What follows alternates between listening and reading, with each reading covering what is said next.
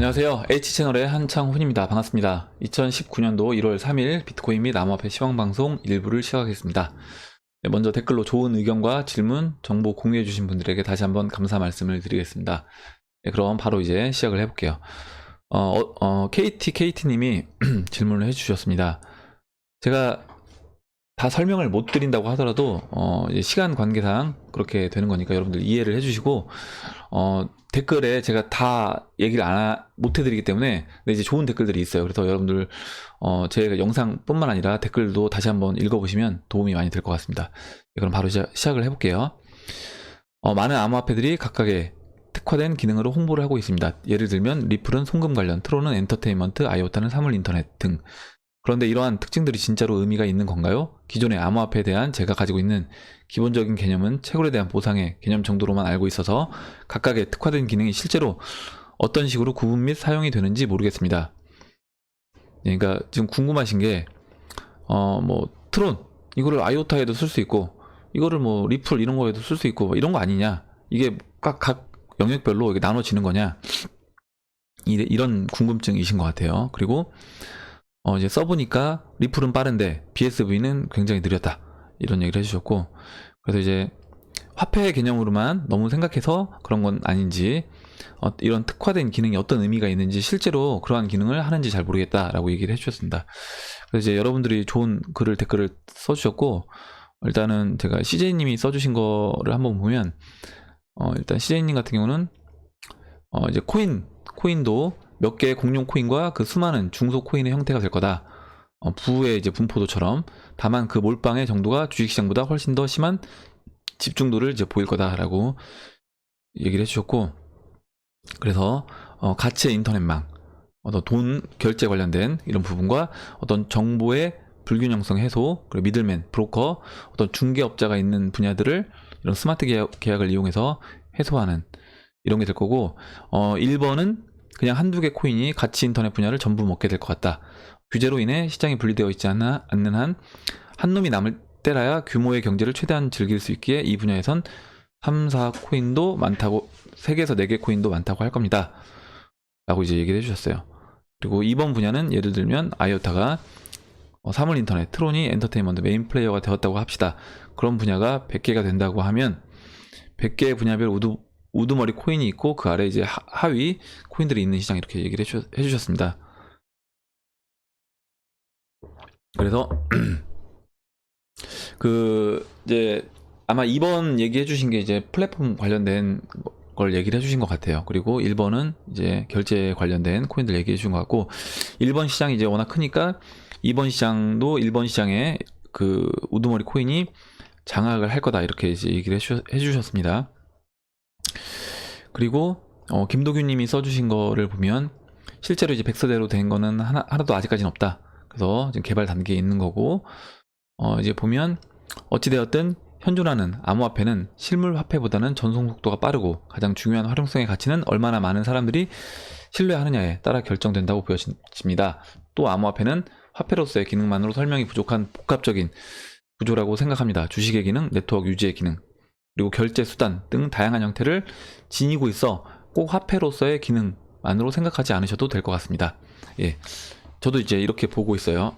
이렇게 보고 있고, 일단 제가 한번 지난번에 뭐 유튜브처럼 이제 될 것 같은 뭐 그런 플랫폼 코인이 우리가 등장할 것인가라고 이제 영상을 하나 이제 만들어서 그때 제 의견을 썼던 적이 있는데, 일단 지금 KT님이 질문해 주신 거에서 제가 일단 답변을 한 거를 한번 읽어볼게요. 읽어보고 덧붙여서 이제 설명을 드리겠습니다.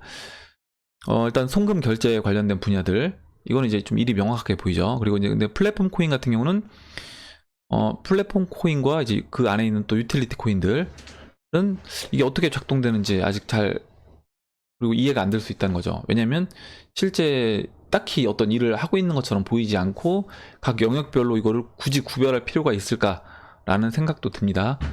근데 이제 보시면 예전에 저도 이제 이런 생각을 했었어요. 제가 그때 그 영상에서도 말씀을 드렸는데, 뭐냐면 다음, 그리고 이런 플랫폼 다음 같은 경우, 네이버 같은 경우 뭐 지식인 해서 설명을 해준다고 하고, 다음은 메일을 무료로 서비스를 해주는데 얘들은 돈을 뭘로 버는지, 제가 초기에 그러니까 이해가 안 됐던 부분이 그런 거였고요. 유튜브도 마찬가지예요.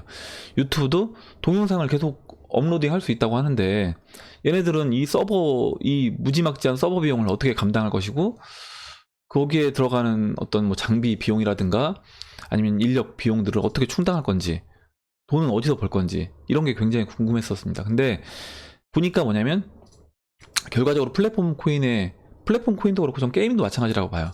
결국에 얼마나 많은 사람들을 얼마나 자신들 그 플랫폼 안에서 그 사람들이 시간을 보낼 수 있게 만들 것인가. 사람들이 그 안에서 시간만 보낸다라고 하면 그 이후에 돈은 얼마든지 뽑아낼 수 있다고 보는 겁니다. 플랫폼 그 업체들은 이제 그렇게 보고 있어요. 그래서 지금 유튜브도 마찬가지죠. 유튜브도 이제 유튜브에 사람들이 많이 참여하고 시간을 많이 보내게 되니까 여기에 기업들도 이쪽에 오히려 기존 어떤 광고 시장이 이쪽으로 지금 옮겨오고 있습니다. TV 광고, 신문 광고, 뭐 잡지 광고 이런 시장에 돈을 쏟아붓던 광고주들이 스폰을 이제 거기에 하는 스폰 양을 줄이고 오히려 유튜브라든가 페이스북이라든가 뭐 인스타그램에 광고를 더 많이 하고 있어요. 그래서 결과적으로 플랫폼 코인들이 이제 원하는 거는 그런 거라고 보고 있습니다. 그러니까 지금 우리가 네이버, 뭐 유튜브를 생각해 보면 유튜브는 사실 영역이 너무 방대하잖아요. 사실 거의 모든 영역을 다 모든 영역이 다 있다고 보시면 될 것 같습니다. 그러니까 뭐 스포츠, 시사, 뭐 경제, 부동산 뭐 다 들어가 있어요. 유튜브는 영상으로 만들기만 하면 되니까. 네이버도 이렇게 섹터별로 나눠져 있습니다. 뭐 부동산, 증권, 영화, 음악, 지도, 스포츠, 웹툰 이렇게 다 나눠져 있죠. 나눠져 있고 그 플랫폼 네이버라는 플랫폼 그리고 유튜브라는 플랫폼이 어떤 뭐 퀀텀, 이오스, 이더리움, 뭐 네오 이런 플랫폼 코인이 되겠죠. 그리고 그 안에 있는 뎁들이 어떻게 보면 유틸리티 코인들이 지금 뭐 부동산 관련된 거면 부동산, 증권 관련된 거면 증권, 영화면 영화, 음악이면 음악, 뭐 지도면 지도, 뭐 스포츠면 스포츠 이런 식으로 각 또 섹터가 나눠져 있고 그것들이 이제 뎁이 되겠죠.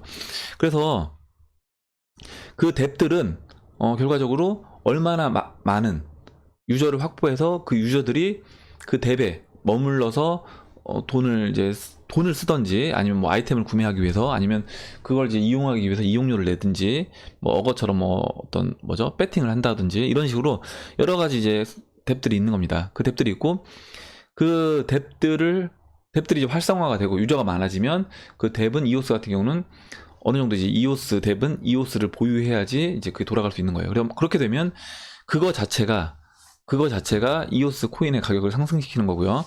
그리고 이오스는 그걸로 인해서 어떻게 보면 이제 부를 또 창출해낼 수 있다라고 보고 있습니다. 어떻게 보면 뭐 건물과 그 건물 안에 있는 각각 이제 상점이 될 수도 있는 거고, 만약 도시 개념으로 본다면 도시 안에 그러니까 플랫폼이 도시를 만들어주고 그 도시 안에 있는 각각의 역할을 하는, 제가 지난번에 뭐 가스, 뭐 전기, 뭐 도로, 각 역할, 이런 기반 시설들이 있잖아요. 그런 것들을 각 역할을 하는 해당 코인들이 다 있다라고 이제 보시면 될 것 같습니다. 그래서 각 뎁들은 플랫폼을 이용하는 조건으로 플랫폼 유지 비용을 지불하거나 플랫폼 코인을 보유하고 있어야 된다면, 뎁들이 이제 활성화될 때마다 플랫폼 코인은 점점 수량이 이제 줄어들게 되는 거죠. 줄어들게 되고 그 유지 비용으로 이제 돈을 지불하는, 뭐 그게 이제 가스 비용이 될 수도 있고요. 그런 비용들이 늘어나게 되는 겁니다. 한마디로 이제 건물에 어떤 뭐 임대를 하고 있다고 하면 임대료를 내고, 만약에 도시에 어떤 건물을 졌다라고 하면 세금을 내잖아요. 뭐 그런 개념으로 이제 보시면 될 것 같아요. 그래서 결과적으로 그런 뎁의 유저가 지속적으로 늘어나게 되면 늘어날수록 그런 그 플랫폼 코인의 가격 상승 요인으로 작용될 거다라고 보고 있고, 아직까지 이런 부분에 대해서 명확하게, 그러니까 뭐 킬러 뎁이라고 하잖아요. 그러니까 지금 유튜브는 제가 봤을 때는 이제 인터넷을 거의 다 장악하고 있는 것 같아요. 그 유튜브처럼 모든 사람들을 한쪽 이 시장 안으로 몰아넣고 있는 이런 뎁이 하나가 나와주면, 저는 그때는 이 암호화폐 시장이 폭발적으로 성장할 거라고 보고 있습니다. 근데 유튜브도 나온 지는 꽤 됐어요. 꽤 됐는데 실제적으로 지금 성장이 폭발적으로 일어나고 있는 거는 최근 이제 1, 2년 전부터라는 거예요. 물론 저보다 제 기준에서 얘기하는 겁니다. 근데 보시면 저 같은 경우도 그 전에는 뭐 다음이라든가 초창기에는 다음 네이버에서 많이 활동해서 다음 카페라든가 뭐 아고라라든가 이런 데서 많이 활동을 했습니다. 그러다가 어느 순간 네이버로 옮겨왔어요. 네이버에서 활동하다가 지금은 네이버는 거의 안 들어가는 것 같아요. 거의 안 들어가고 거의 검색 자체도 이제 구글에서 하거나 아니면 유튜브에서 합니다. 유튜브에서 그냥 검색해서 거기서 제가 필요한 정보를 얻어요. 동영상으로 그러니까 정보를 취하는 거죠. 그렇게 되기 때문에 이게 지금 계속 이렇게 바뀌어 왔잖아요. 바뀌어 왔다는 거는 저는 무슨 얘기냐면 앞으로 이 블록체인 상에서 또 다른 어떤 킬러 뎁이 나오고 그 킬러 뎁으로 우리가 유튜브에서 또 옮겨질 수도 있는 거다라고 저는 보고 있습니다. 그러니까 그 전에 다음을 쓸 때는 네이버를 아예 생각 못했었고요. 또 네이버를 쓸 때는 저는 유튜브 쪽으로 제가 이렇게 유튜브에서 많은 시간을 보낼지를 생각을 안 했었는데 지금은 이제 이렇게 됐다는 거죠.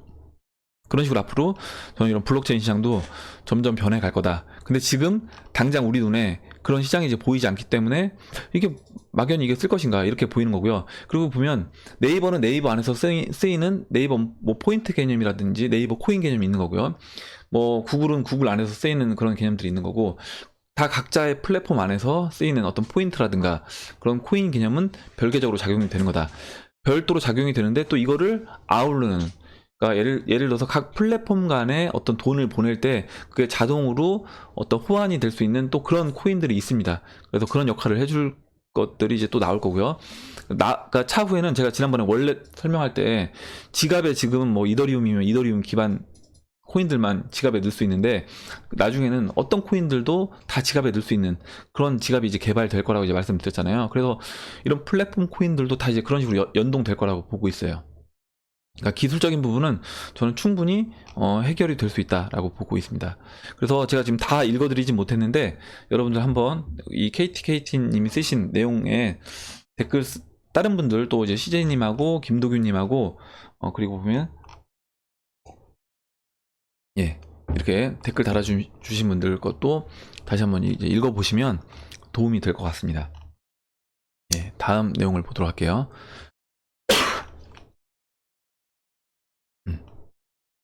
다음은 사뮤엘님이 써주셨는데요.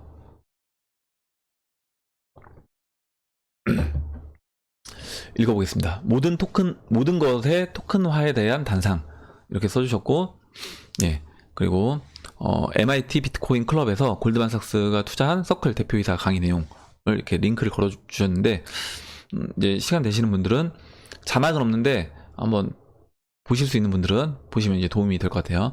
오늘 강의를 들으면서 떠오른 생각인데 모든 토큰화는 유동성을 증가시키는데 큰 기여를 할 것으로 보입니다. 예, 특히 미국의 주식시장이나 선물시장, 부동산 시장 등에 지금까지 참여하기 힘들었던 전 세계 일반 투자자들에게 참여를 유도하여 또 하나의 거품을 만들 수 있는 촉매가 되지 않을까 합니다. 지금 이 서클 대표이사 그 강의가 사실 이거였어요. 그러니까 모든 걸 다 토큰화하겠다.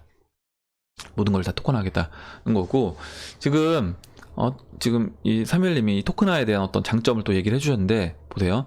한 주가 아니라 0.001주도 참여가 가능한 거예요. 참여가 확대되어 유동성이 증가하게 되면 그럴 수 있지 않을는지. 예, 저는 이렇게 보고 있습니다. 그러니까 뭐냐면 제가 삼성전자 주식을 액면 분할을 굳이 이제 할 필요가 없는 거예요. 그냥 제가 뭐 0.001주 살 수 있는 거고 소수 8자리까지 쪼개져서 살 수 있는 겁니다. 지금 암호화폐 시장처럼요.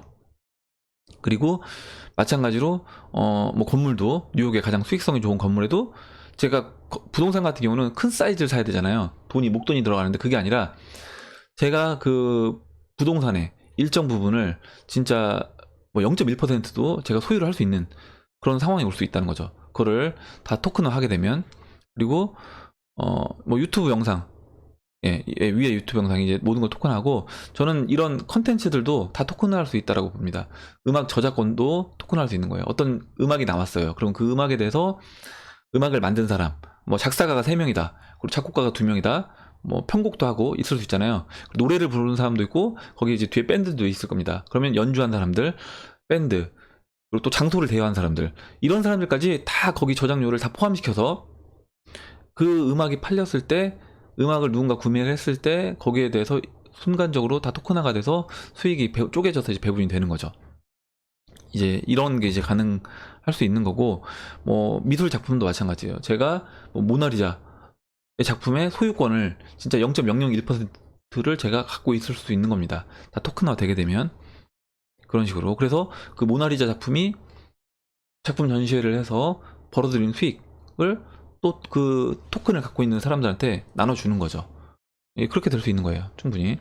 부동산도 마찬가지고, 부동산도 아까 이제 얘기했던 것처럼 뉴욕에 있는 부동산을 제가 1%를 지분을 샀으면 토큰을 샀으면 그거에 대해서 월세를 받고, 누군가 그 월세를 받고 관리를 해주는 사람한테 관리비를 주고 남은 수익을 쌓아놓고 바로 그걸 뭐 쌓아놓을 필요도 없는 거죠. 어떻게 보면 그냥 스마트 컨트랙트 기능을 이용해서 그 즉시 바로 배분을 해주는 겁니다. 그 토큰을 보유한 사람들한테 바로 이제 월세를 나눠주는 거죠.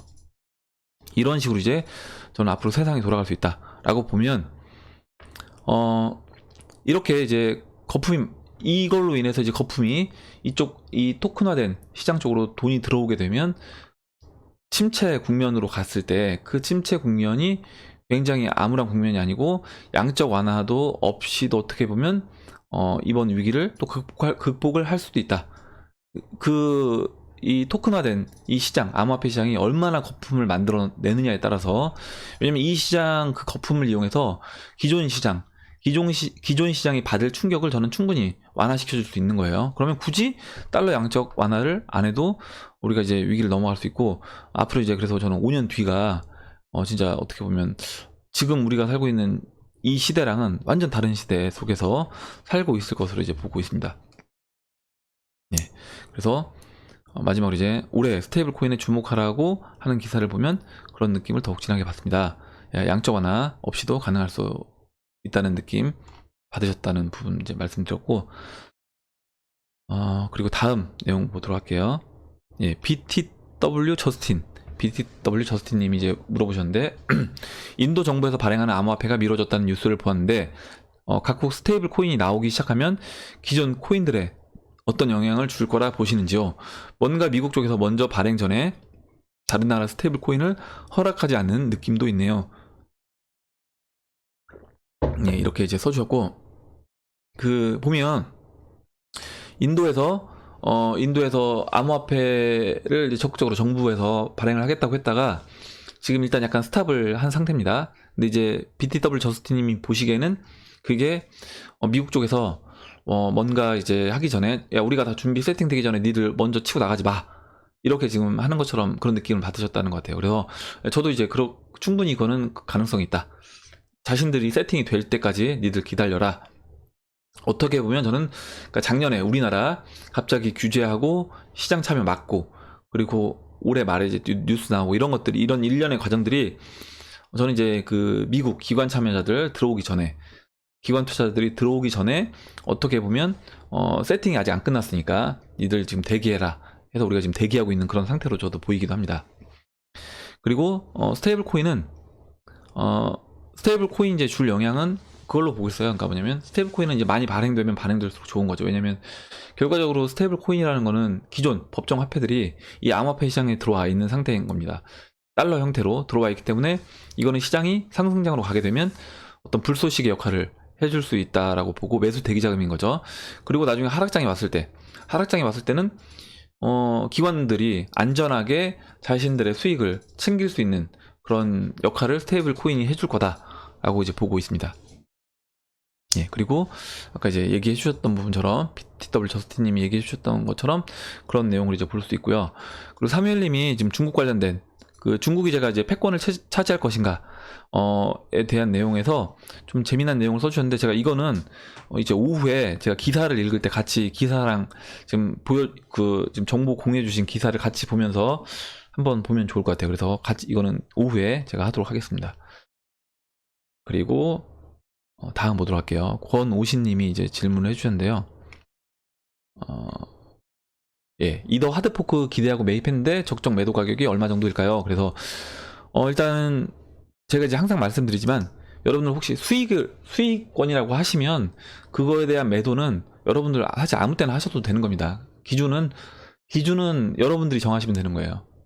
내가 수익이라고 하면 오히려 이제 수익이 아니신 분들이 어떤 식으로 이제 이거를 내가 내 매도를 언제 해야 될지 그 타이밍을 정하는 게 좀 어려운 부분인 거지, 수익인이신 분들은, 그러니까 내가 시장에 유리한 타이밍에 들어와서 수익권이라고 하면 사실 저는 언제 그 수익을 내가 분할로 뭐 매도를 해도 전혀 상관이 없다. 다만 이제 지금은 대세 상승, 제가 봤을 때 이제 바닥권이기 때문에 지금은 이왕이면 만약에 매도를 하게 되면 다른 만약 이더가 지금 많이 가서 이더를 매도했으면 비트코인으로 좀 다시 보유해 놓는다든지 일부 수익은 챙기시고요.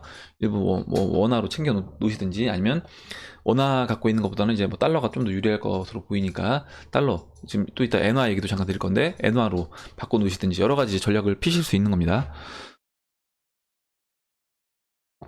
예, 그리고 일단은 비트마켓에서 이더 매도 기준은 제가 이제 말씀드리면 지금 제가 갖고 있는 이더는 앞으로 이제 이더리움이 BTC 마켓에서 상승을 한다라고 하면 일단 1비트가 적어도 12더 정도, 그러니까 1이더가 0.1 BTC가 됐을 때 그때부터 다시 이거를 이더리움을 비트코인으로 이제 교체를 해야 되는 겁니다. 그래서 제가 어제 0.0375 라인이 굉장히 중요한 라인인데 그 라인을 돌파를 했다라고 했잖아요. 이제 그렇게 되면 지금 이더리움 물량은 물론 수익권이신 분들은 매도를 하셔도 되고 내가 비트코인 개수를 늘렸다라고 하시는 분들은 언제든지 그거는 이제 본인들 취향에 따라서 매도하시면 되는 거고요. 일단 목표치는 저는 일단 여기서 넘어갔기 때문에 이때부터는 1이더가 0.1 비트코인을 매도 목표로 삼고 이제는 홀딩해서 간다라고 보시면 되겠습니다. 그리고 예, 이재훈님이 써주셨어요. 예, 읽어볼게요. 부정적인 의견도 이제 봐야 된다. 어제 제가 말씀을 드렸잖아요. 그래서 친구와의 대화가 생각나셨다는데, 친구가 주식은 현실 경제와 맞물려 있고 산업에 기여하는 바가 있지만 암호화폐는 그냥 숫자의 가치를 부여한 것일 뿐이고 현실에서 도움되는 것이 아무것도 없는데 이게 가능성 없다라고 이제 말했대요. 이렇게 보시는 분들 많이 계시죠. 야, 지금 비트코인 너 쓰는 거 있어? 이렇게 하시는 분들 많이 있습니다. 근데 전 주식을 전혀 안 한 상태에서 암호화폐를 시작해서 구체적인 반론은 하지 못했습니다. H채널의 논조를 생각해보면 화폐 기능에 좀 더 중점을 두시는 것 같은데 맞는지요? 그렇지는 않습니다. 화폐로서의 역할을 그러니까 다 포함되고 있는 거예요. 저는 이제 아까 제가 플랫폼 코인 말씀드렸던 것처럼 앞으로 이제 우리가 가상공간 VR 얘기하잖아요.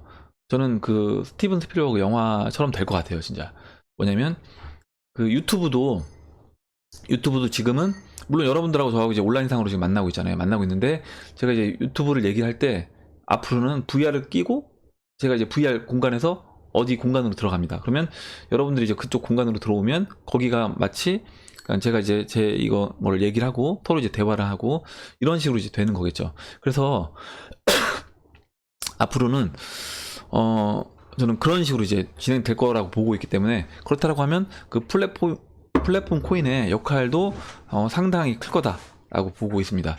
그리고 물론 당연히 우리가 이제 돈이 왔다 갔다 하는 이 화폐로서의 시장 자체의 사이즈가 워낙 크기 때문에 화폐로서의 기능도 당연히 저는 충분히 이제 크다고 보고 있는 거고요. 그래서 만약 그렇다고 하면 순전히 수요 공급에 의해서만 가격이 결정되는 건지 실물 경제가 반영되거나 실물 경제에 영향을 미치지는 못하는 걸까요? 친구 말을 인용하자면 삼성의 매출이 오르면 삼성 주식이 오르고 삼성 주식이 오르면 그 돈으로 투자를 할 수 있으며 설사 삼성이 망해도 주식이 있으면 삼성 자산에 대해서 권리를 주장할 수 있다는데 암호화폐는 이런 식으로 현실 경제에 도움을 주거나 반영되는 측면이 없을까요? 우리가 이제 주식은 그 PBR이라고 하잖아요. PBR이 있으니까 망해도 돈을 건질 수 있다라고 하는데 실제로 주식이 망할 정도까지 되게 되면 거의 이제 주식도 건질 수 있는 게 많지 않다라고 보시면 돼요. 왜냐면 그 증권에 대한 채권이 우선이에요. 채권자들이 우선이기 때문에 주식을 들고 있는 사람들은 사실 거의 맨 마지막에 그 청산 절차에서 맨 마지막에 이제 돈을 받게 되기 때문에 PBR이 이렇게 되니까 받을 거다라고 생각하지만 실제 그 상황까지 기업이 몰리게 되면 주식으로 받을 수 있는 거는 거의 없을 거다라고 보고 있습니다. 그리고 그러니까 실물 주식 자산이라고 해서 완전 안전빵이다 이렇게 생각하시면 안 된다는 거예요. 그리고 이런 거죠. 제가 아까 말씀드렸지만 유튜브 처음에 유튜브 이게 뭐가 가치 있어? 이거를 예를 들어서 3천억 주고 구글이 인수했어? 아니면 예를 들어서요. 네이버 초기 때 네이버에 누가 몇천억을 투자했대. 지분 몇 퍼센트 갖고. 그럴 때 봤을 때는 이거 네이버 무슨 실물 자산도 없고 아무것도 없는 것 같은데 여기에 막 사람들이 몇천억씩 투입해서 돈을 주고 산다는 거죠.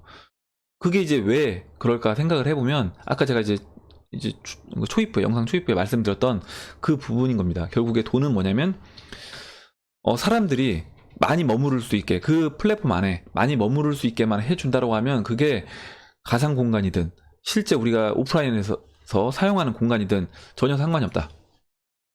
우리가 네이버에서 많은 시간을 보내게 되면 네이버는 그걸로 인해서 어떻게든 돈을 만들어내는 거고요. 우리가 유튜브에서 많은 시간을 보내게 되면 유튜브도 마찬가지로 그걸 이용해서 사람들이 많이 이 시장 안에 머무르는 걸 이용해서 돈을 벌 수 있다는 겁니다. VR 공간도 마찬가지라고. VR 공간 들어갔을 때 앞으로 이제 그 VR 공간에 여러 회사들이 그 공간 안에 이제 광고를 하겠죠. 광고를 할 겁니다. 광고 자신들이. 왜냐면 대부분 전 세계인이 만약에 거기에 들어와서 실제 오프라인 공간에서 활동을 안 하고 VR 공간에서 활동하는 시간이 점점 많아져요. 매트릭스처럼요. 그렇게 되면 결과적으로 그 시장에 광고를 해야지 현실 세계 오프라인에 광고를 해봤자 효과는 별로 없다라는 겁니다. 왜냐면 그 VR 키고 들어가서 거기서 보는 사람 어떤 제품에 대해서 광고를 보고 이런 게 더 많기 때문에 앞으로 우리는 이제 그런 쪽으로 더 봐야 된다. 그렇게 되면 실제 지금 이 플랫폼 코인들의 가치를 그러니까 이런 거예요. 예전에 그러니까 인터넷 버블 때 초창기에도 저도 이제 제가 아까 말씀드렸잖아요. 제가 다음의 성장성을 못 봤던 것처럼 네이버의 성장성을 제가 못 봤던 것처럼 근데 이제 지금은 깨달은 거죠. 야 그때 내가 못 봤고 유튜브도 내가 야 이거 뭔데 이걸 사람들이 이렇게 비싼 돈을 주고 사지?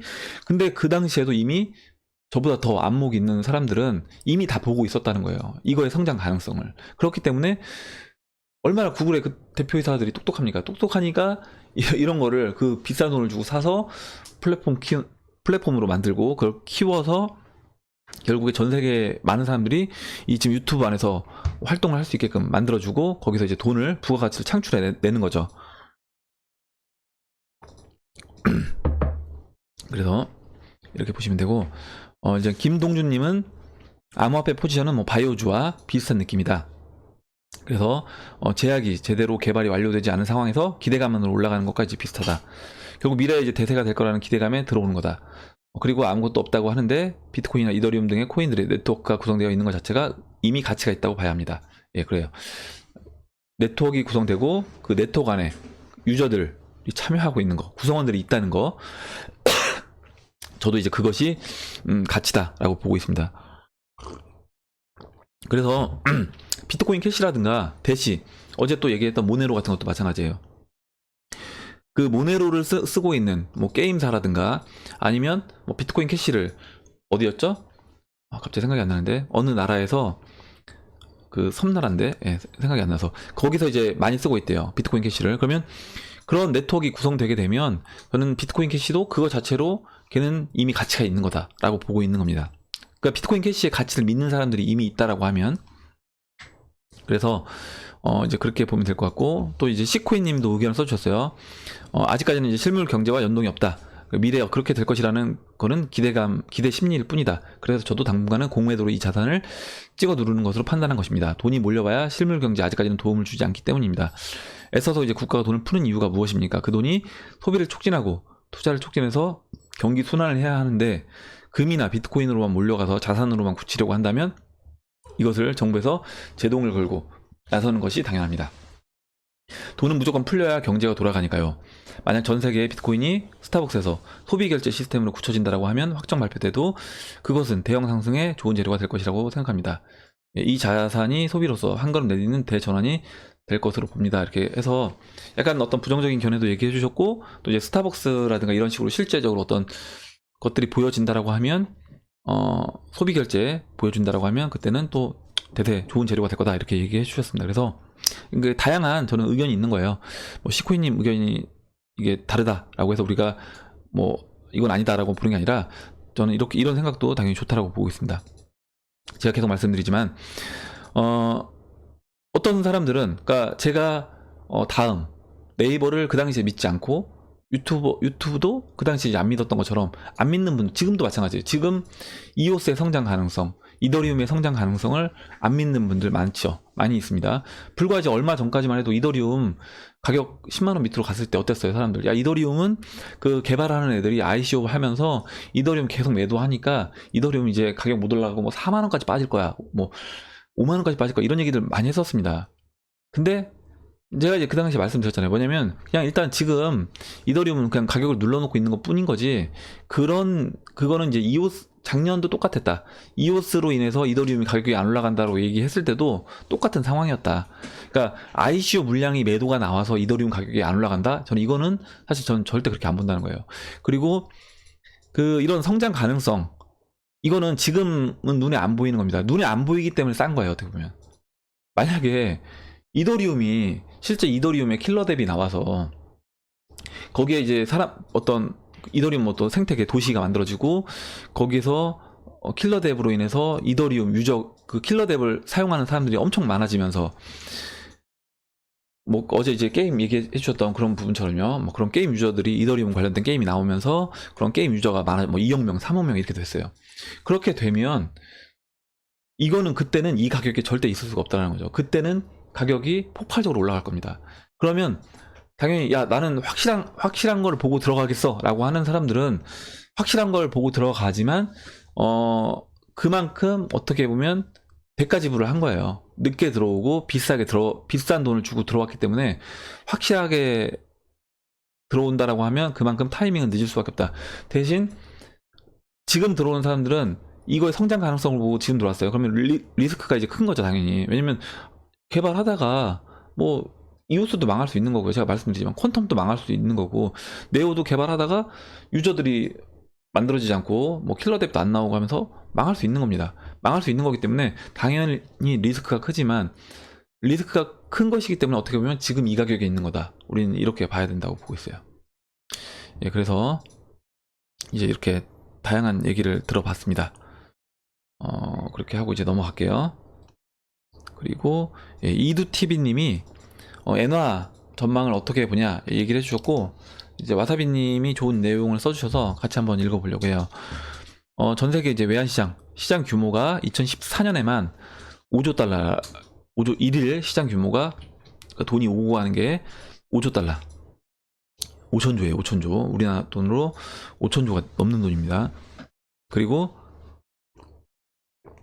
이는 뉴욕 증권시장의 30일치 규모 그만큼 돈이 왔다 갔다 하는 게 중요한 거고요.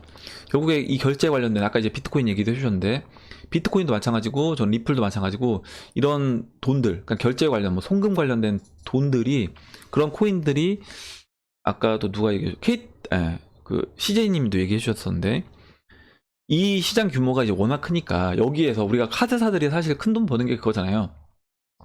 1% 수수료만 떼어도 우리가 모든 사람들이 돈을 뭔가를 소비를 하면서 쓸 때마다 그 1%씩을 그 카드사가 가져간다라고 하면 얼마나 큰 돈입니까? 그렇기 때문에 그 카드 시장들이 볼륨이 엄청 큰 거고 결국에 이제 그 카드 시장이라든가 이런 결제 시장, 송금 시장, 이런 외환 시장, 이런 돈이 왔다 갔다 하는 이런 시장에 대한 어떤 볼륨을 먹기 위해서 여러 회사들이 지금 들어오고 있고 저는 그래서 어떻게 보면 리플이라든가 스텔라 이런 그리고 비트코인도 마찬가지예요. 저는 비트코인도 마찬가지고 이런 코인들이 또 성장 가능성이 또 무궁무진한 거다. 무궁무진한 거다 이렇게 보고 있습니다. 그리고 이제 엔화의 흐름과 S&P 500 차트가 약간 이제 인버스 된다는 거예요. 그래서 약간 엔화를 안전 대피 자산으로 인식을 하고 있다. 그래서 엔화 대 달러는 엔화가 주식시장에서 역행하는 흐름을 볼 때 앞으로 엔화는 엔화의 흐름이 예상할 수 있는데 그래서 이제 엔화 달러는 상승, 달러 원화 상승, 그래서 엔화 원화는 추가 상승. 이 부분을 이제 제가 차트를 보고 설명을 드릴게요. 일단 지난번에 저희 그 사촌 형님이 그 무역 일을 하고 있어요. 그래서 엔화로 대출을 받아서 그 엔화 대출을 사용을 하시고 그리고 이제 일본하고도 이제 거래를 하시거든요. 원자재 관련돼서 거래를 하시고 그걸 이제 가공해서 또 수출을 하고 계십니다. 그래서 엔화 대출을 계속 쓰고 계신데 저한테 이제 여쭤보신 거예요. 엔화 대출을 이제 갚아야 되냐? 그때가 지금 10월쯤이었던 것 같은데 그래서 제가 지금 타이밍에는 바꾸는 게 좋을 것 같다라고 이제 얘기를 했습니다. 지금 이거는 엔화 원화 차트예요. 그래서 이렇게 올라갔다는 얘기는 뭐냐면 엔화가 강세로 갔다. 엔화 강세. 지금 보시면 이렇게 제가 추세선 이 삼각 수렴하는 그 삼각수렴에 이 수렴 꼭지점까지 가기 전에 지금 엔화가 돌파가 됐습니다. 위로. 엔화가 위로 돌파됐기 때문에 이렇게 돌파되면 일단 엔화는 채널 상단부까지 갈 수 있는 거고요. 지금 이 엔화, N1화 시장에서 엔화가 돌파됐다는 건 아까 이제 와사비님도 잠깐 힌트를 주셨는데, 얘기를 해주셨는데, 뭐냐면 엔화는 약간 안전자산 그 성향을 떼요. 그래서 뭔가 이제 어떤 위험 신호가 올 때 사람들이 엔화로 대피를 하려고 합니다. 그러면 이렇게 엔화가 돌파가 됐다. 무슨 의미로 받아들여야 되냐? 이미 시장은, 저는 어떤 시장이 좀 위험해지고 있다라고 느끼고 있는 돈들이 이 엔화 시장으로 돈이 들어오고 있다라고 봐야 된다는 겁니다. 지금 N1 차트에서 이렇게 돌파돼서 엔화 강세로 가고 있다는 거는 앞으로 이제 위험 신호를 감지한 어떤 똑똑한 돈들이 이쪽으로 지금 이미 움직이기 시작했다라고 보고 있고, 어떻게 보면 저희 그 사촌형님 같은 경우는 그 엔화 빚을 잘 갚은 거죠. 여기서 이렇게 올라가서 갚으려고 하면 나중에는 돈 빌릴 때는 뭐 1억을 빌렸는데 갚을 때는 거의 2억을 갚아야 되는 그런 느낌이 되는 겁니다. 똑같은 엔화를 빌렸다고 하더라도요. 그래서 만약에 엔화 대출을, 그때 제가 이때도 얘기 드렸던 것 같아요. 엔화 대출을 하신 분들은 좀 갚는 게 좋을 타이밍 같다라고 그때도 말씀을 드렸던 것 같습니다. 그리고 달러 대비해서 이제 말씀을 드리면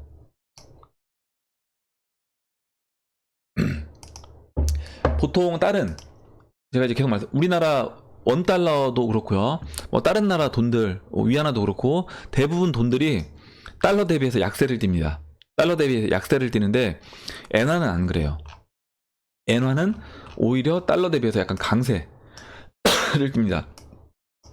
그 달러 대 엔화 차트고요.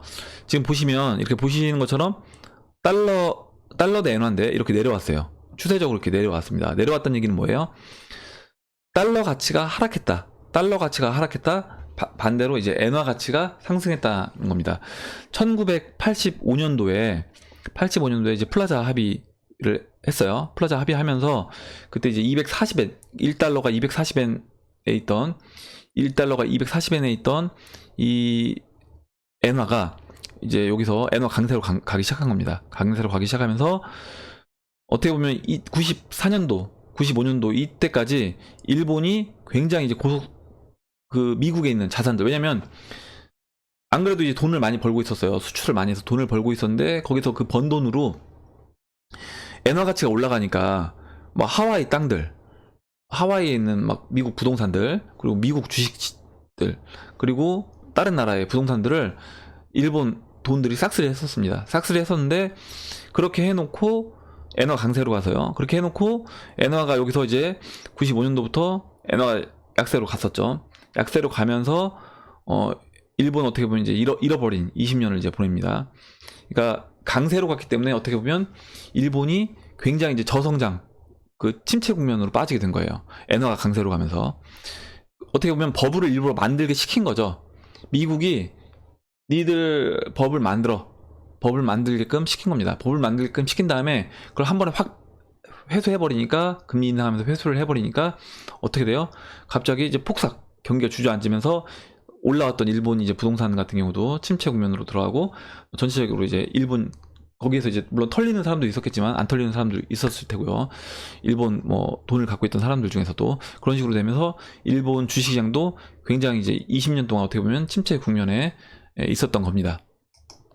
이렇게 이제 보시면 될 것 같고, 그래서 엔화도 살짝 오르는데 앞으로 이제 엔화 전망은 앞으로 엔화는 이제 강세로 뛸 거다. 그리고 달러 대비해서도 강세로 뛸 거기 때문에 어떻게 보면 가장 좋은 거는 지금 달러 차트에서도 보시면 지금 채널상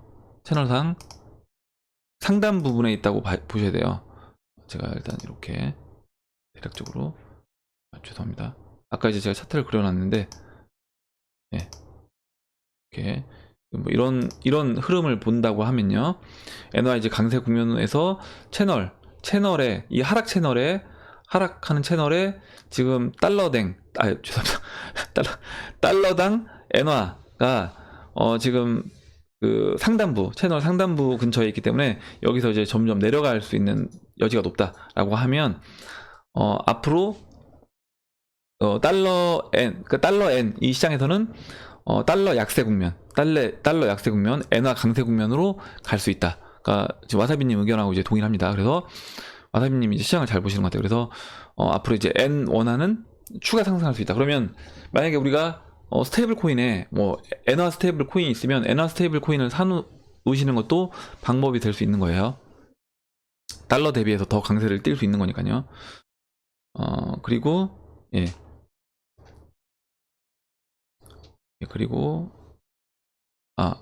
요거 읽어 드릴게요. 뭐냐면 마스터 쉘로잉 님이 이제 써주셨는데, 암호화폐 및 블록체인 기술이 획기적이고 앞으로 미래가 밝다고 가정을 해도 이해가 안 가는 부분이 있습니다. 리플을 예를 들면 외국에 있는 지인한테 오늘 원화 가치로 100원을 송금하고 싶은데 이게 가격이 이제 몇 초 변하잖아요. 100원만 보내면 되는데 송금받을 당시 500원이 됐다면 얼마나 아까울까요? 이 부분이 저는 이해가 안 갑니다. 기술력과 미래는 좋을지 모르겠지만 이렇게 시시때때로 변하는 암호화폐가 화폐로서의 가치가 있는 건지 궁금합니다. 화폐로서의 역할을 하려면 큰 변동 없이 어느 선에서 수렴해야 되지 않을까 생각됩니다. 원화 가치로 2,500만원 하던 비트코인이 더 이상 가격 변동 없이 그 이하로 수렴하면 화폐 역할을 한다면 투자의 의미가 없다고 생각이 되는데 어떻게 생각하시나요? 지금 아까 이제 와사비님이 그 5.4조 달러 얘기해 주셨잖아요. 지금 기존 법정 화폐들도 그렇게 많이 거래가 되고 있습니다. 무슨 얘기냐면요, 기존 법정 화폐들도 그 안에서 그 화폐들 간에 가격 가치 변동이 계속 있는 거예요. 그래서 그거에 대해서 트레이딩을 하고 있고요.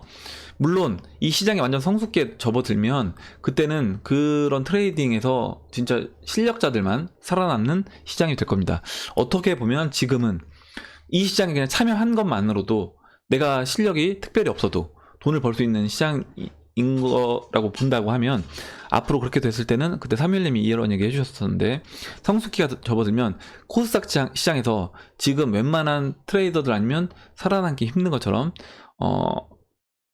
암호화폐 시장도 그렇게 될 거다라고 보고 있는 겁니다. 그리고 제가 이제 써드렸는데 뭐냐면, 지금 올해 이제 스테이블 코인이 많이 나왔어요. 그래서 스테이블 코인이 많이 나왔기 때문에 지금 걱정하신 부분은 사실 스테이블 코인으로 웬만큼 다 해결할 수 있습니다. 뭐냐면 제가 이제 미국에 있는 누군가한테 돈을 보내야 돼요. 그러면 트루 USD를 사서 트루 USD를 전송하면 되는 겁니다. 그래서 그 사람이 트루 USD로 받으면 이거 원화랑 달러랑 1대1로 패킹되어 있기 때문에 그거를 달러로 쓰시면 되는 거예요. 그럼 거의 가치 변동 없이 일단 쓸 수 있습니다.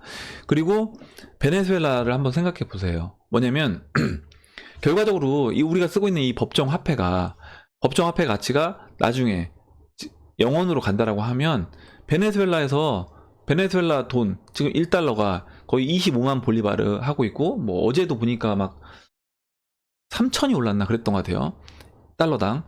그러면 이 3천 볼리바르가 또 막 왔다 갔다 해요. 이거는, 그리고 지금 볼리바르 돈은 땅바닥에 떨어져 있는데도 안 줍습니다. 사람들이 줍는 게 귀찮아서 안 줘요. 그 정도로 가치가 없는 거예요. 그 정도로 가치가 없는 돈이라고 하면 이게 이제 뭐가 의미가 있냐는 거예요. 그러니까 법정 화폐도 나중에 이제 그렇게 될 수 있다라는 겁니다. 그러면 결과적으로 뭐예요? 그때가 되면, 그때는 그냥 야 1리플 보내줘 이렇게 되는 거지, 10리플 보내줘 이렇게 되는 거지, 뭐 얼마 달러, 얼마 뭐 100원 보내줘, 200원 보내줘, 이거로 가치 기준을 평가하기에는 너무 그게 가치가 낮아져 있는 상태이기 때문에 그냥 이제 리플 뭐 아니면 뭐 라이트코인 이런 식으로 이제 우리가 이제 평가를 할 수 있다, 그렇게 보고 있고, 일단 저 같은 경우를 말씀을 드리면 아마 저같이 생각하시는 분들 많이 계실 것 같은데 앞으로 전 더 많아질 거라고 봅니다. 뭐냐면 만약에 미국에 누군가가 저한테 돈을 보내야 돼요. 그러면 제가 이렇게 얘기할 겁니다. 그냥 지금 계산해봐서 100만원을 보낸다고 하면 지금 100만원 기준으로 뭐 비트코인 캐시가 그냥 5 비트코인 캐시라고 할게요. 그러면 야 5 비트코인 캐시 나한테 보내줘 이렇게 얘기할 거라는 겁니다. 그럼 5 비트코인 캐시를 받고 저는 그냥 이 사람한테 100만원 가치 정도 받았다라고 생각한다는 거죠. 물론 정확하게 따질 수 없는데 어차피 저는 지금 받아도 이제 법정화폐를 바로 바꿀 건데, 이거 제가 여기서 또 수수료 내고 법정화폐 100만원 받아서 그 100만원을 비트코인 캐시로 뭐 전환할 거면 그냥 비트코인 캐시로 받겠다는 거죠. 그러니까 저처럼 생각하는 분들이 저는 앞으로 더 많아질 거다. 그리고 앞으로 법정화폐 가치가 점점 줄어들기 시작하면 이렇게 생각하는 사람들은 점점 많아질 거다. 그렇게 되면 그때는 우리가 법정화폐를 가지고 뭐 100원, 102원, 야 너 예를 들어서요 100만원 보내줬는데 딱 받아보니까 98만원이에요. 야 2만원 덜 보냈는데, 이게 아니라 그때는 그 기준은 이제 거의 의미 없는 기준이 될 거다. 그렇게 될 수 있고, 그리고 일단 지금은 스테이블 코인이 그 역할을 충분히 해줄 수 있다라고 이제 보고 있습니다. 이렇게 하고 이제 넘어갈게요. 그리고 무진님이 이제 이더리움 부럽다고 하셨는데, 리플 올라가실 때 좋았잖아요. 그렇기 때문에 너무 부러워하실 필요 없다는 거. 이제 리플도 때가 되면 저는 또 올라갈 거다 이렇게 보고 있습니다. 그리고 그 뭐죠? 그리고 잠시만요.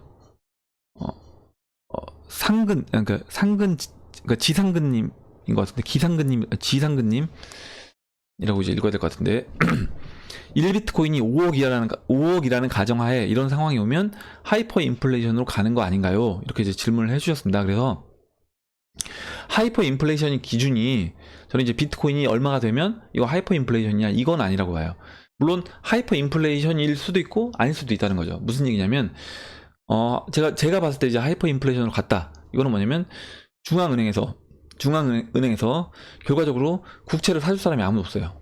그래서 결과적으로 이거를 돈을 그냥 찍어내는 겁니다. 찍어내서 떨어지고 있는 자산을, 그러니까 주식시장이든 뭐 부동산 시장이든 이거 계속 침체되는 상황에서 이거를 극복을 못하고 있어요. 그러면 근데 이거를 원래는 뭐 회사라든가 아니면 개인이라든가 다른 나라에서 이걸 사줘야 되는데, 다른 투자자들이 사줘야 되는데 사줄 사람이 없다 라고 해서 그냥 돈을 찍어내서 발행하게 되는 그 순간이 이제 하이퍼 인플레이션으로 가게 되고, 그때 되면 어떻게 된다? 베네수엘라라든가 아르헨티나는 지금 제가 계속 몇 번 보여드렸어요. 주식시장이 올라갑니다. 나라는 개판이고 나라 경제 상황은 완전 진짜 말도 안 되는데, 주식시장은 뭐 호황도 이런 호황이 없는 거예요. 주식시장 차트만 봤을 때 그렇게 되는데, 이제 그렇게 됐을 때 이거는 하이퍼 인플레이션이라고 볼 수 있는 겁니다. 그럼 비트코인이 5억도 그렇게 볼 수 있느냐? 비트코인 5억이 그 기준은 될 수 없다라고 보고 있고요. 물론 그런 제가 지금 말씀드린 중앙은행이 돈을 그냥 판단을 어떻게 보면 잘못해서 돈을 찍어내면서 그런 자산을 매입하는 이런 거죠. 막 우리나라 한국은행에서 돈을 찍어내서 막 비트코인을 사요. 이렇게 되면 그때는 원화 가치는 미친 듯이 빠질 겁니다. 아마 미친 듯이 빠지면서 0으로 급격하게 수렴할 거고요. 그렇게 되면 원화 대비 보면 비트코인이 폭등한 것처럼 보이겠죠. 뭐 5억이 아니라 막 10억도 갈 수 있는 겁니다. 베네수엘라가 1달러가 1볼리바르였던 베네수엘라가 1달러가 지금 24만 볼리바르였나? 그렇게 된 것처럼, 그렇게 될 수 24만 배 상승했다고 생각해 보세요. 돈이. 그러면 그 달러가 그 베네수엘라 국민들이 봤을 때는 엄청 비싼 겁니다. 엄청 비싼 건데, 그 엄청 비싼 게 아니라 그 돈이 가치가 떨어진 거죠. 그래서 이제 1비트가 5억이라는 가정이 무조건 이게 인플레이션 기준은 아니다. 하이퍼 인플레이션의 기준은 아니다. 하이퍼 인플레이션의 기준은 제가 계속 말씀드리는 것처럼 경제 상황이 진짜 침체 국면임에도 불구하고 그 침체 국면을 벗어나기 위해서 중앙은행이 어떤 잘못된 판단으로 돈을 그냥 무작위로 찍어내면서 주식시장, 자산시장들을 끌어올리게 되면 만약 주식시장이 우리나라 기준으로 하면 이제 코스피가 2,500이 전고점인데 침체 국면으로 갔다가 경기가 실제로 좋아지지도 않았는데 주식시장이 2,500을 넘어가요. 그러면 그거는 하이퍼 인플레이션 간 겁니다. 그렇게 보시면 될 것 같아요. 그리고 지금 와사비님이 이거 지금 이평선들 정배열된 것들 써주셨어요. 이더랑 이오스, 리플, 비트코인 캐시 이렇게 정배열됐다. 그래서 앞으로 흐름이 좋아 보인다 이렇게 얘기해 주셨고, 그리고 이제 한 가지 또 팩트 체크 해주셨는데, 뭐냐면 지금 벡터거래소가 24일에서 30일로 연기됐는데 그 미국 신문 기사는 찾아볼 수가 없대요. 그래서 연기가 됐다라고 하면 한 달 정도 이렇게 연기가 돼야 될 것 같은데, 이거 일주일 연기는 좀 아닐 수도 있을 것 같다라고 얘기를 해주셨습니다. 그래서 이 부분도 한번 직접 이 미국 기사를 찾아보신 거기 때문에 여러분들도 이제 이 내용을 한번 읽어보시기 바랍니다. 그리고 이제 와사비님 글을 많이 써주셨는데, 일단 지금 그 작년에 유시빈 작가님이 이제 써주셨어요. 뭐냐면 토론을 하면서 이제 비트코인 관련돼서 막 얘기를 해줬는데, 저도 이제 그때 제가 한번 이거 얘기했었잖아요. 저도 분명히 되게 보면서 답답하다 느낌을 받았는데, 결과적으로는 대중들은 지금 유시민님을 거의 신격화하고 있습니다. 야, 유시민 말대로 됐다. 이거 유시민 말대로 비트코인 개떡락해서 완전 종이 쪼가리로 가고 있다라고 얘기를 하고 있습니다. 그래서 저는 이게 지금 결과적으로 일단 그때 어떤 급한 불은 껐다라고 보지만, 대중들이 이 시장에 비싼 가격에 들어오는 거는 막았는데, 이제 싼 가격이 됐는데 대중들이 들어와 줘야 되잖아요. 근데 싼 가격이 됐음에도 대중들이 들어오지 않는다는 거죠. 그때 이제 맞아, 그때 안 하길 잘했어, 유시민님 말대로 됐어, 이 정도 똑똑한 사람이 이렇게 얘기했다라는 거는 이건 이 사람이 다 알아보고 했으니까 된 거야 라고 했기 때문에 대중들이 그렇게 생각할 수 있다는 겁니다. 그래서 이게 결국엔 저는 어떻게 보면 그 세력들이 이것도 원하는 그림 중에 하나일 수도 있겠다, 이런 생각을 해보고 다음에 한번 시간이 되면 이거에 대해서 한번 얘기를 해보면 좋을 것 같아요. 그리고 오늘 마지막으로 그 송기북 님이 써주신 부분 좀 읽어보고 마무리하겠습니다.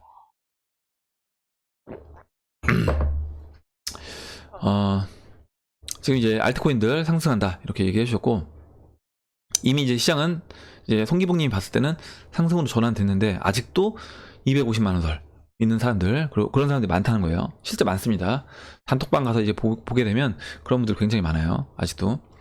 그리고 그러니까 이미 이 시장에 투자하고 있는 분들도 그렇게 생각하고 있다는 거죠. 그리고 이제 또 차트상 기술적으로 보조지표를 보셨는데 MACD는 여전히 살아있고 스토캐스틱만 방향성 돌리면 오히려 이제 급등 구간으로, 그러니까 오른쪽 그 역회된 숄더에서 오른팔을 맞는다고 하면 오히려 이제 급등할 수 있는 부분이 있는 거예요. 그래서 이제 며칠 전에 이제 수직으로 그냥 날아가길 바랬는데 오히려 이제 정석대로 한번 눌러주고 상승을 시켰다. 눌림목 돌파가 나오고 오늘 나와주니 좋은 현상이다, 이렇게 얘기해 주셨습니다. 그래서 지금은 어떻게 보면 이제 대세 상승의 초입부니까 제가 이제 말씀드렸잖아요. 교체 매매를 하더라도 되도록이면 지금은